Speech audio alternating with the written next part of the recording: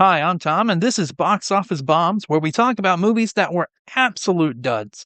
But there is a catch. We won't be talking about the famous box office bombs, so, no Flash, no Joker, Fale, Do, Dial of Destiny, Marvels, or Snow White, but the real lost ones that are forgotten in their time and ours.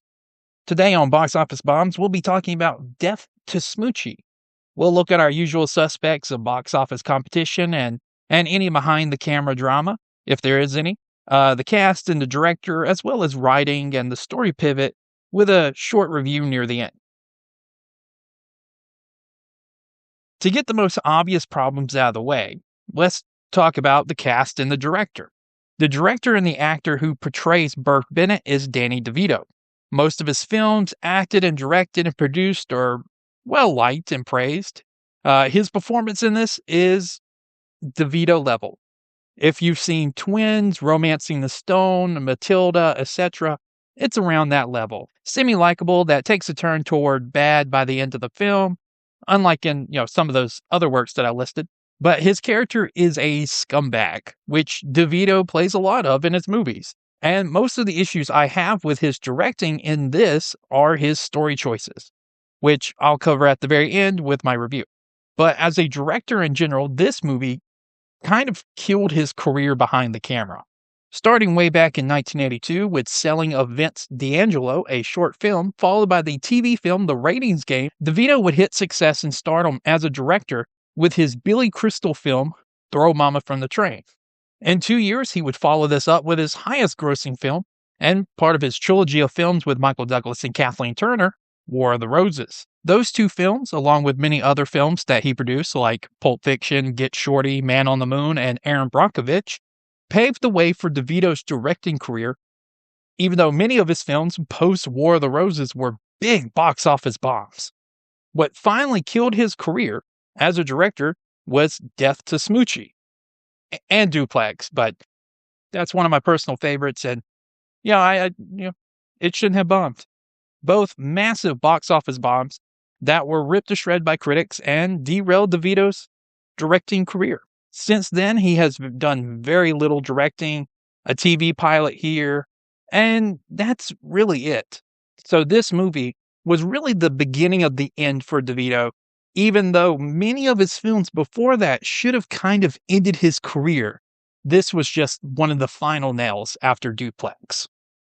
When it comes to the cast, nobody is a bad choice for their roles. Just bad story choices that ruin the characters' arcs by the midway to 2/3 of the movie's runtime. The only thing I really want to talk about when it comes to the cast is Robin Williams. But Robin Williams plays a mentally unsound ex-children's TV host, Rainbow Randolph, who is spiraling out of control, drops explicits, and tries to give kids certain shaped cookies. The one-eyed Wonder Weasel, don't you see that? Jimmy and the twins! Rumple Foreskin! He made it! He made this thing! It's made from dildo! The reason for his mentioning is because of his Razzie nomination. His Razzie nomination was driven not by his phoning in a performance or being super wooden. It was because the reviewers believed that he betrayed their trust by not making a more family-oriented movie. So his Razzie nom, which was eventually given to the rightful winner of that year, Hayden Christensen for Attack of the Clones, was solely driven by the pettiness of movie reviewers at the time. They completely bombed the movie, gave it horrible reviews, and most comes down to their shock that he didn't play a big blue magical genie. Also, anybody who has seen a Robin Williams stand-up would not be shocked by his use of language in Death to Smoochy. I want to tell you one thing. You don't really need cocaine to get really high, you know what I'm saying? Because there's another way to get really high and it's real cheap. Just run 26 miles. You ever see a marathon runner? You ever see the look on his face? It's the same look, like... How you doing? I'm alive! Yeah! And it only costs you a pair of fucking shoes, you know what I'm saying? With those two out of the way, we can't really blame the director outside of sticking with the story choices, and all the actors gave great performances, and so you can't really knock them for that, even though I guess after a decade of watching Mrs. Doubtfire and Aladdin, the critics lost their minds. So now we are going to talk about the box office competition and the behind-the-camera drama. The drama behind the camera was normal. Nothing that can rub people the wrong way or ruin the production of the film. And if you know anything about Edward Norton, he has the tendency to be hard to work with. He is a perfectionist who has been known to bring in or write parts of the movie himself if he's not entirely happy with the script, as well as being involved in the editing half of the movie as well. Adam Rezick, the writer for this movie, whose career basically dried up completely after this with him pivoting over to TV. But what do you expect from a man who wrote Cabin Boy, two massive failures? And that used to be the end of your career back then. Nowadays, you can just trip and stumble all the time. But Rezick has stated that nothing was added to the movie, but about 15 or so pages were removed, which usually sums up to about 15 minutes, including a voiceover narrator and some subplots. So nothing too bad, I suppose. I think most of the subplots probably had to deal with Jon Stewart's character, and that's why he popped up in the first 15 and the last 15. So that complete, right turn out of nowhere after the first half of the movie where they replaced Harvey Firestein as the villain was apparently all Adam Rezick. So now the box office competition. In our last review for Box Office Bombs, I talked about how No Escape didn't have a chance to thrive because of lack of buzz, holdovers from mid to late 1993 ruining the early box office of 1994, and lack of theaters. This movie's issue was kind of similar, but mainly different. Death to Smoochy was released March 29, 2002. It was released into a super saturated R-rated theater schedule, as well as a pretty heavy comic market too. And just to tell you, on average, if people are going to choose between R-rated movies, they're usually going to choose action, thriller, crime, basically anything and everything over comedy, usually. And most of the comedies were also rated R, which eats into your ability to make back your money. Because now that minuscule group of people who wanted to watch an R-rated comedy over, let's say, Blade 2 or Panic Room, whom Smoochy was competing against, they then have to choose between which R-rated comedy, like Van Wilder. And for Smoochy, they weren't the ones that people were picking. In fact, many of the comedies at this point in the calendar of March going into April were not making back their money. But Smoochy was one of the only ones who didn't even get back their production budget. So movies like Sorority Boys, which didn't turn a profit, still made $4 million more than Smoochy, and that covered at least production.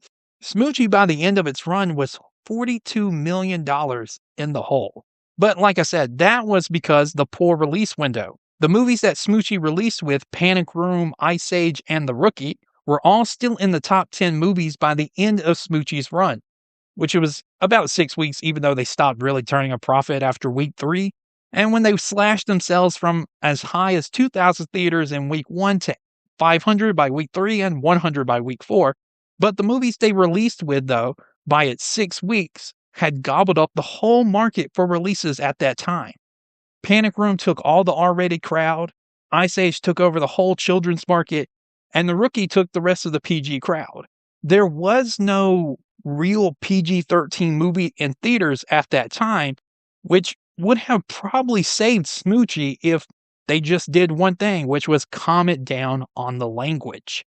Because this movie doesn't contain anything that would have made the highest grossing comedy in 2002, which was PG-13, Austin Powers Goldmember, blush. And not to sound crass, if young adults to certain older demographics have to choose between seeing Robin Williams drop the F-bomb or young women run around without their tops, well, either way, after 6 weeks, Spider-Man was released, and that nearly devoured the whole box office market and almost derailed Attack of the Clones, but that rebounded in week 2. Let's talk about the plot now, without hopefully giving away too much in case you wish to go watch the movie yourself.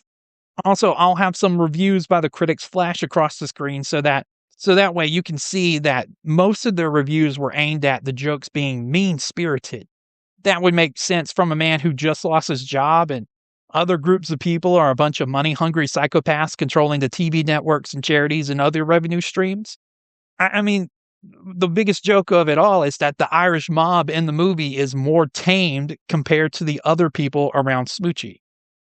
But anyways, spoilers though. So some of the plot will have to be ruined because I can't really think of anything about the humor that I find entirely disagreeable.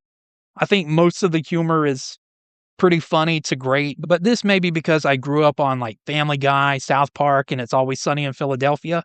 While the critics for this movie probably grew up with Family Matters, Three's Company, and some other unoffensible comedy. But the movie for me turned at this point. Bring the house lights up, maybe?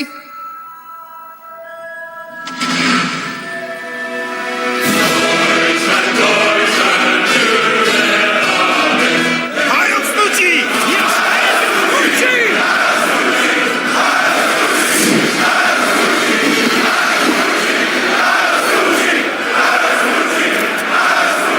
I hope I'm dreaming. Or at least a little after. From here, the movie pivots away from Robin Williams' Rainbow Randolph being the villain and moves over to making Harvey Firestein the bad guy before killing him off and replacing him with Danny DeVito. I kind of suspected that this move would happen just because anytime Danny DeVito is playing a scuzzball, he usually becomes the villain by the end. I know Adam Rezick said they didn't do much to a script, but I feel like this was a huge departure from what they were setting up. The whole movie felt like it was going in the direction of Robin Williams' character, hijacking the Smoochy outfit, potentially shooting Edward Norton's Sheldon Mopes, maybe not to death, and possibly ruining the Parade of Hope, maybe like an Easter event or something to correlate with the movie's release, since this movie did come out on Good Friday, which may explain some of the negative views from the critics who felt like this was a little too mean-spirited to be released on Easter. But that is where I thought this movie was going. Instead, they brought in Harvey Firestein, who, along with DeVito, tapped another out-of-work children's host to assassinate and take over Smoochy's roles. And all I could think is, why didn't they use Rainbow Randolph?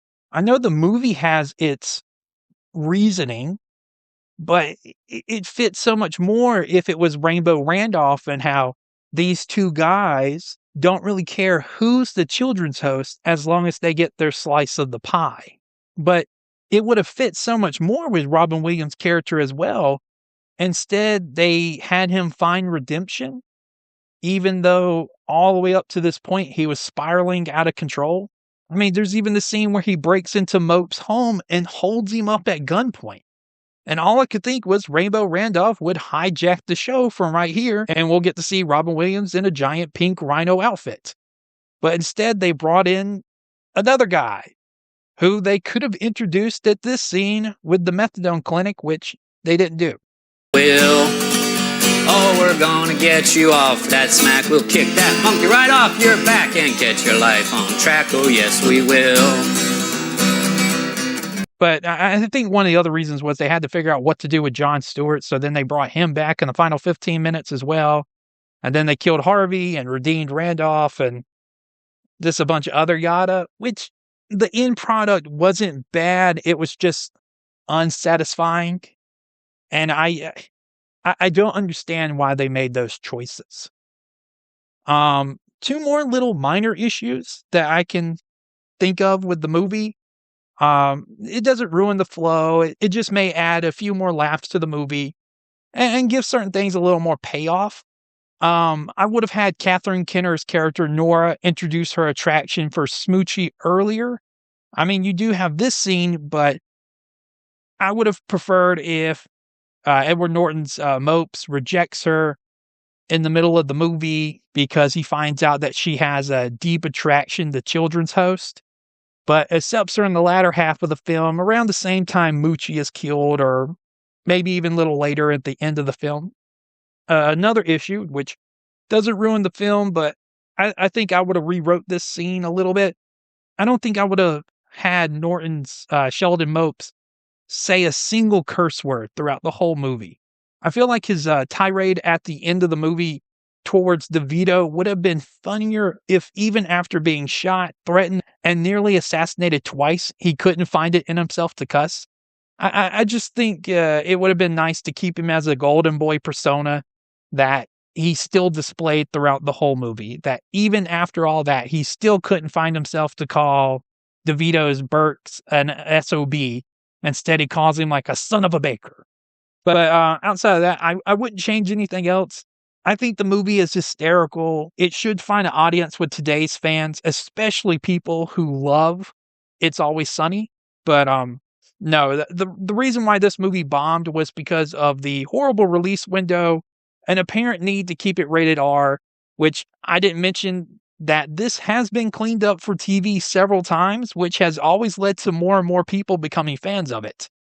But that need to keep it rated R put it in competition with several other R-rated movies, including R-rated comedies. And it was crucified for critics who didn't get the humor. And hey, I just realized I made a joke. Oh, I didn't even realize that. Okay. And it was crucified by critics who didn't get the humor and hated that Robin Williams didn't live up to what they wanted him to be, a children's only movie actor. And that's it. As a wrap, you guys have a good one. Bye. Big bucks. I'm loud, yeah! Bastard son of Barney! Die! Die, you stuffed son of flunk! You illegitimate